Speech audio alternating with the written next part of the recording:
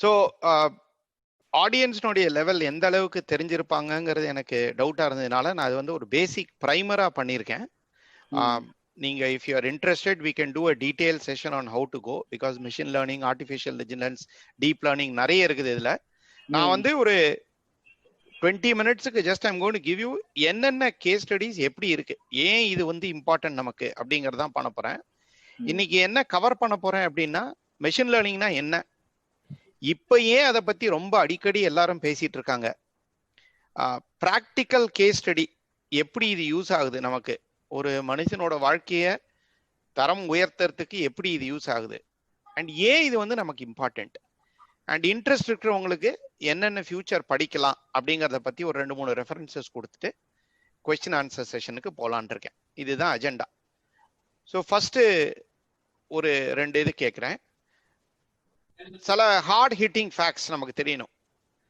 What are the 2 professions which will cease to exist in another decade? இன்னொரு 10 வருஷத்துல இந்த ப்ரொஃபஷன்ஸ்க்கெல்லாம் இருக்கிற மதிப்பு போயிடும். என்னென்ன ப்ரொஃபஷன்ஸ்னு உங்களால யாரால கெஸ் பண்ண முடியுமா?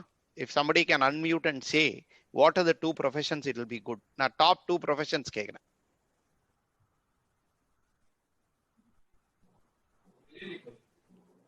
any idea? Data engineer or can be a data analyst. அது போயிடும்ன்றீங்களா? அந்த ப்ரொஃபஷனே இருக்காதுன்றீங்களா? இல்ல அதுதான் மெயினா இருக்கும். இல்ல, நான் எது இருக்காதுன்னு கேக்குறேன். 2 முக்கியமான ப்ரொஃபஷன் இல்லாம போயிடும். லாயர். சரி, ஓகே. லாயர். சரி, ரொம்ப இது பண்ண விடல, நான் போடுறேன் டேட் இத உங்களுக்கு. Pilot and radiologist. இப்பவே பாத்தீங்கன்னா pilot is a profession where 90% is done by computers. நமக்கு கான்ஃபிடன்ஸ் இல்லைங்கிறதுனால தான், மக்களுக்கு கான்ஃபிடன்ஸ் இல்லைங்கிறதுனால தான் பைலட் இன்னும் இருக்காரு. ஆனா 90% அது வேலையை பைலட் பண்ற.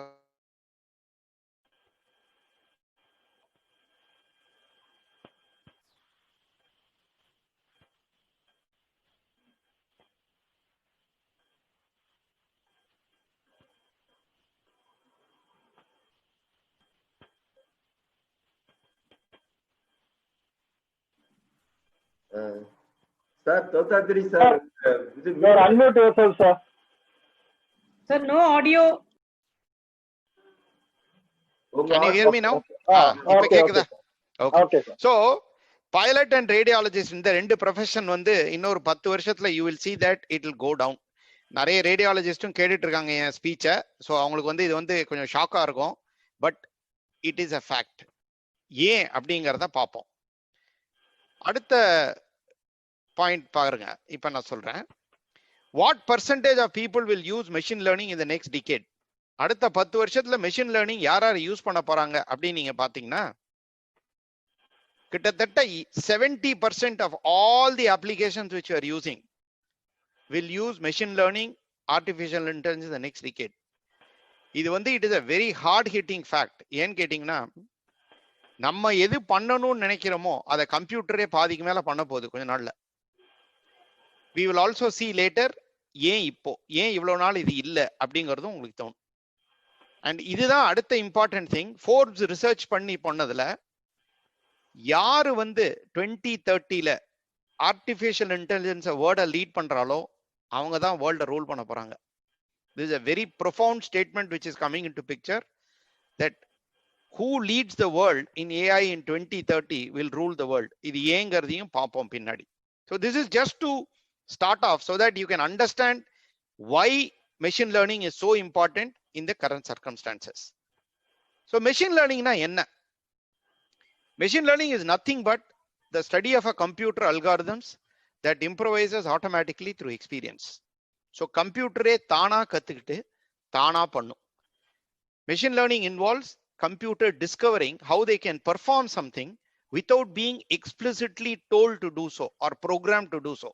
so நீங்க கம்ப்யூட்டர்ட்ட வந்து ஒரு certain logic எழுதினா certain வேலை பண்ணும். that is what we know as computer program. but machine learningல எப்படின்னு கேட்டீங்கன்னா, it will automatically learn. நீங்க program பண்ணவே வேணாம், it will automatically learn. and it will learn from the data which is provided to carry out certain tasks. Simple example சொல்லணும்னா நீங்க வந்து இப்போ வந்து பாத்தீங்கன்னா ஆட்டோமேட்டட் கார்ஸ் இருக்கு. லேனுக்குள்ள இருக்கணுங்கிற காருக்கு கார் அசிஸ்ட் இருக்கு. It is called as ADAS, advanced driver assist சிஸ்டம்னு பேரு. நீங்க காரையே ஓட்ட வேண்டாம், கார் அதுவாவே ஓட்டும். எப்படின்னா it learn from the data which it collects. வேற எந்த எதுவுமே தேவையில்லை. So machine learning is becoming an integral part of everything where the computer is able to learn by itself. நீங்க ப்ரோக்ராமே பண்ண வேணாம், ஒரு பர்டிகுலர் ப்ரோக்ராம் பண்ணிட்டீங்கன்னா it learn and it will execute. That is what is machine learning. இதுல most important part என்னன்னு கேட்டீங்கன்னா machine learning has multiple parts. நிறைய பேர் கேட்பாங்க ஆர்டிஃபிஷியல் இன்டெலிஜென்ஸ் என்ன, மெஷின் லேர்னிங் என்ன, டீப் லேர்னிங் என்னன்ட்டு. Artificial intelligence is a superset. Machine learning is a subset of it, and deep learning is a subset of machine learning. Machine learning ல என்னன்னு கேட்டீங்கன்னா complex mathematical structures, அதாவது mathematics யாராரு இப்ப PhD பண்றாங்களோ அவங்களுக்கெல்லாம் ஃபென்டாஸ்டிக் ஃபியூச்சர் இருக்கு. ஏன்னு கேட்டீங்கன்னா most of it is based on mathematics and statistical analysis. Brain எப்படி ஒர்க் பண்ணிச்சோ which is called as neural networks அப்படின்னு இருந்ததை இப்ப கம்ப்யூட்டர்லையும் கொண்டு வந்தாச்சு. இதை ஃபர்ஸ்ட் டிஸ்கிரைப் பண்றது 1930ல. So machine learning is not something which has been in existence only in the last 5-10 years, but it has been in existence for a long time. But why has it become so popular now is the next question. In the machine learning பண்றதுக்கு there is something called as compute power in every computer, which is basically the processing speed and the processor நோட efficiency. 1960ல இருந்து இதை பண்ணிட்டு இருக்காங்க. But the processing speed and processing spend பண்ற money was so high that the returns which they were obtaining from that was not in commensurate with what we had to spend. So அதனால machine learning வந்து அவ்வளவு தூரம் popular ஆகல. But with Moore's law which came into being, where every 2 years the processor doubles in speed, we have come to a stage where today we have more power on a phone which we carry than what we had in a mainframe some 20 years ago. அந்த அளவுக்கு வந்தோடனே the ability to learn, the ability to crunch, the ability to compute became more and more easier, more and more available, and hence machine learning took off in a big way.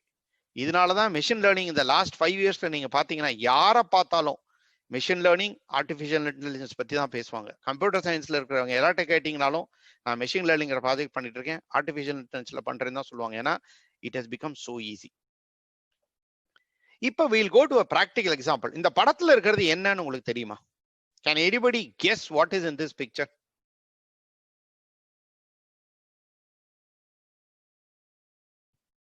பேசுறவங்க unmute பண்ணிட்டு சொல்லுங்க.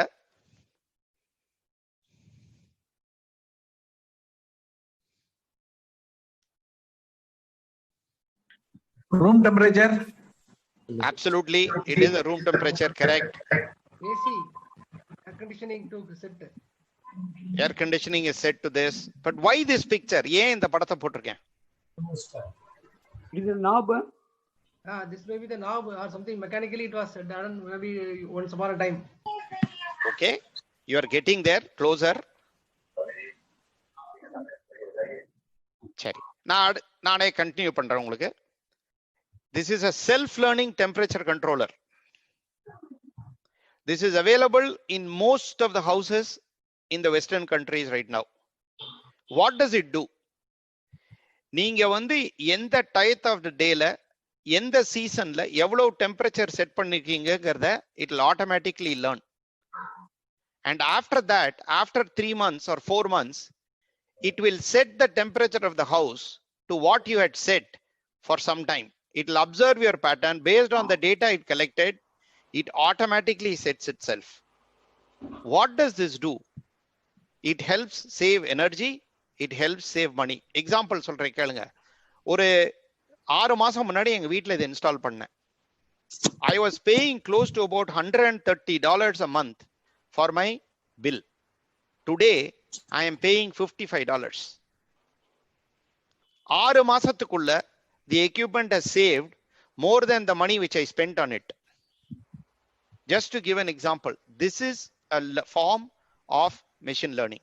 It automatically learns and continues to do this. This is one example. நான் அடுத்து வந்து ஒரு 2 video for 2 minutes play பண்றேன். இத பாத்தீங்கனாலே உங்களுக்கு தெரியும், பார்க்க முடியுதான்னு பாருங்க.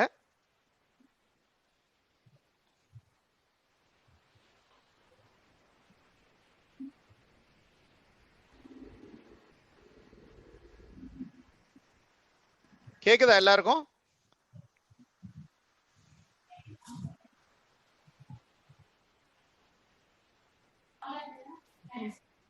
Sound கேக்கல.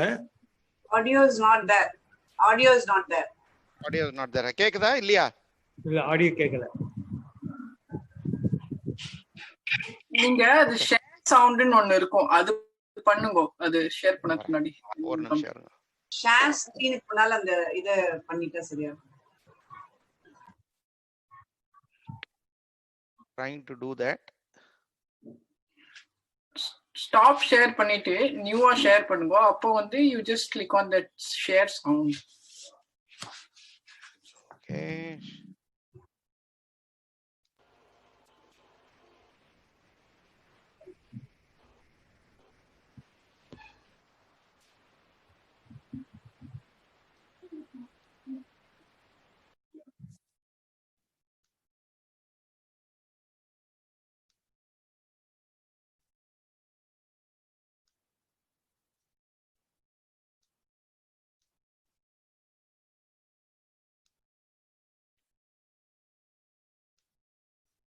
Okay, it is not allowing me to share. There is some issue.